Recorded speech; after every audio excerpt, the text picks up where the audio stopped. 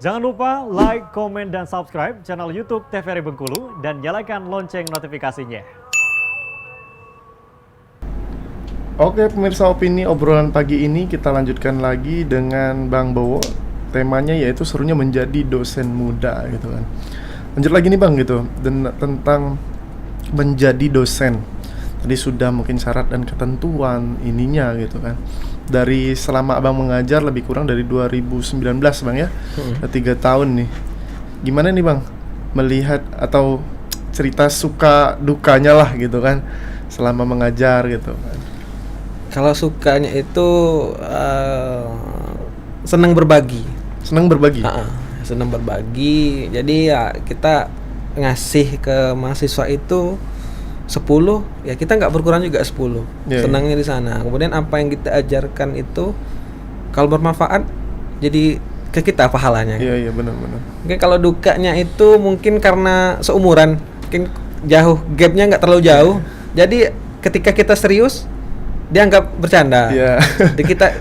Ketika kita marah dia anggap bapak ini ngeprank nih, main-main ini. Nah dukanya seperti itu. Jadi karena itu tadi, karena gapnya terlalu dekat, sehingga ketika kita mau mempertegas, adalah Pak biasa aja, karena santai mungkin lah. menganggap mungkin karena nggak jauh kan, jadi Betul. kayak abang sendiri. Betul. Gitu kan kayak gitu. Kayak Dan juga pendekatan juga sekarang nggak bisa seperti dulu. Oh kamu salah, push up sekian, nggak bisa. Sekarang tuh yuk mana sini. tuh? Kalau di kelas ya misalnya siapa yang kepala preman ini kan kelihatan di tukang biang ribut. Sudah kita pegang. Pentol-pentolnya di kelas gitu. Mau pegang, yuk. Apa maunya? Oh Pak gini. Oke, saya turutin mau kamu, tapi kamu mau turutin maunya saya. Oke. Kalau dia kondusif, teman-temannya pasti ikut. Iya. Aturan di kelas seperti apa? Aturan di kelas seperti apa? Langsung dijelaskan sama orang-orang yang berpengaruh aja gitu kan. Gitu kan. Yang lain pasti ngikutin. Bener. Jadi waktu itu ada pengalaman lucu.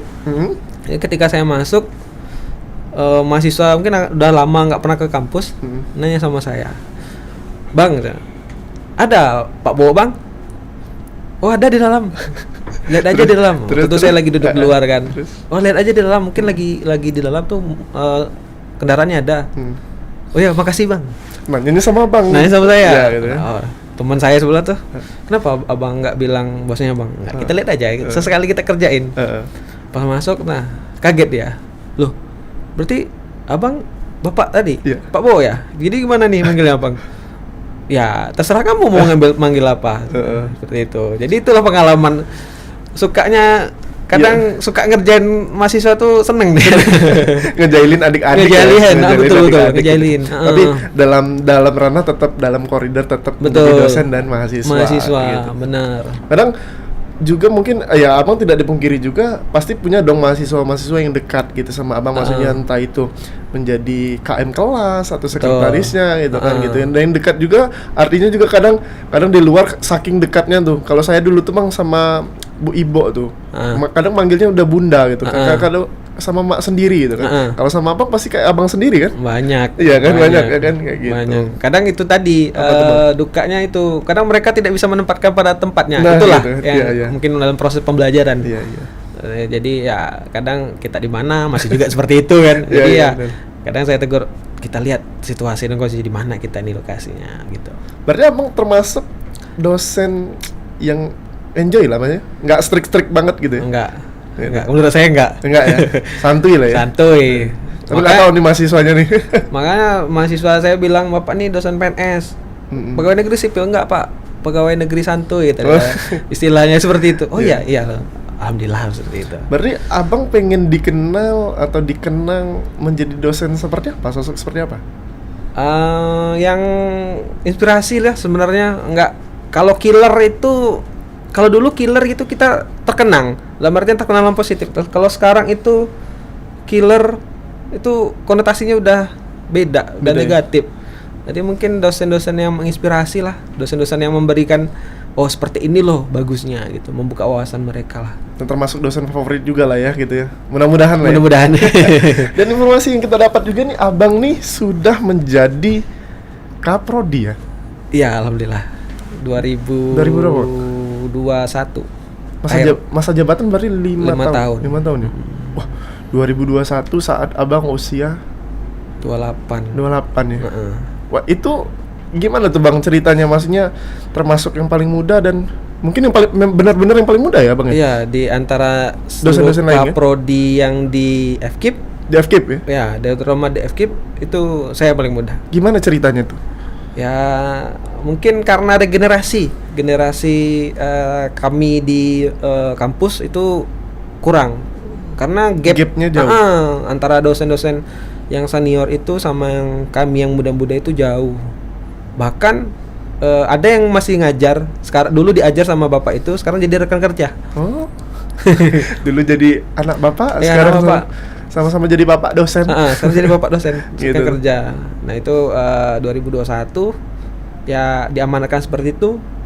Ya karena memang sudah waktunya, nggak ada yang lain lagi, ya terpaksa kita. Ada kebimbangan nggak pertama kali, maksudnya kan kalau rapat tuh kan pasti abang yang mimpin ya gitu kan. Iya. Kalau seprodi gitu kan pasti Ah. kaprodi dong gitu kan. Bener. Kayak gitu. Bahkan pertemuan gitu kan. Iya. Ada yang nggak nyangka, oh itu keprodinya ya gitu atau Bener.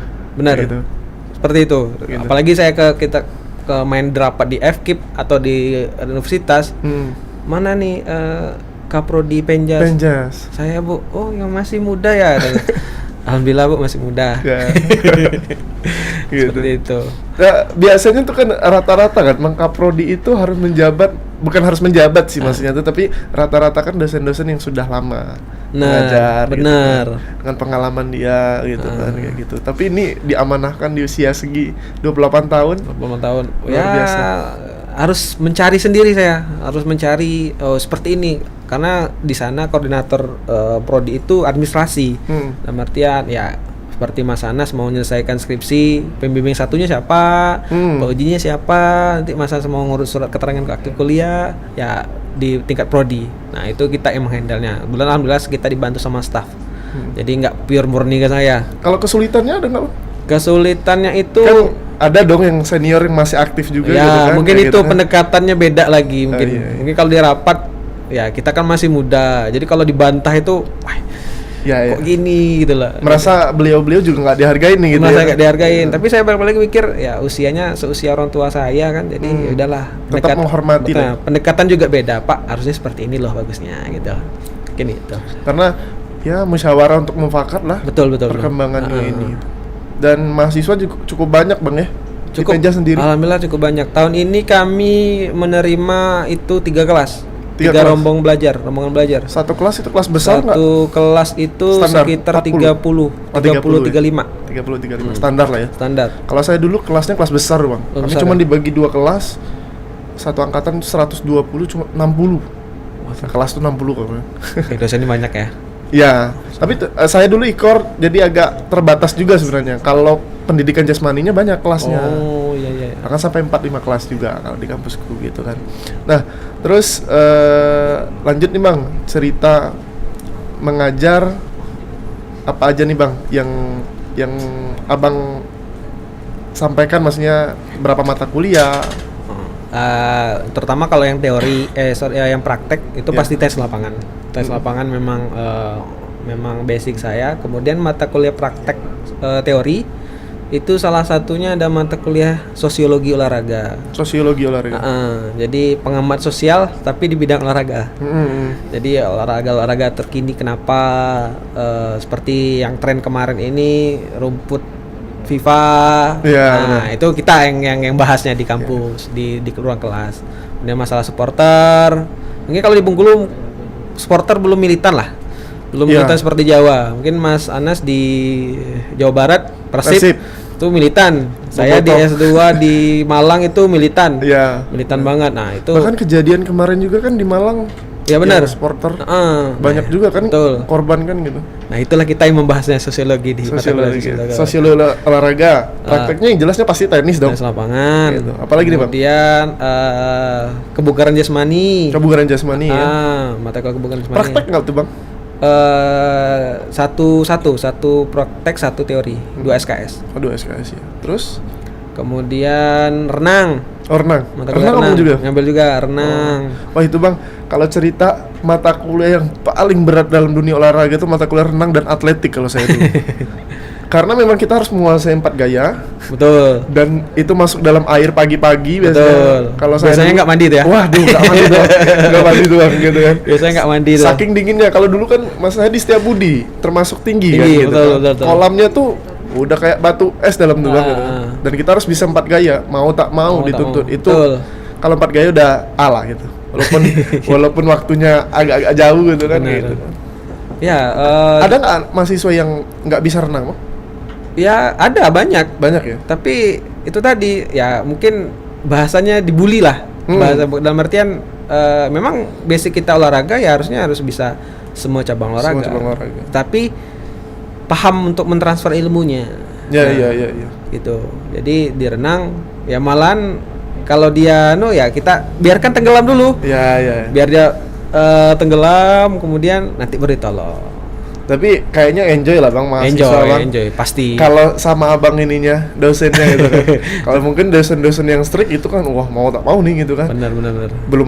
Belum masuk air aja udah gemeteran duluan gitu kan. Kayak gitu. Baik, mungkin ditahan lagi Bang gitu kan. Jangan, untuk pemirsa opini jangan kemana-mana, kita akan kembali lagi setelah jeda pariwara berikut ini.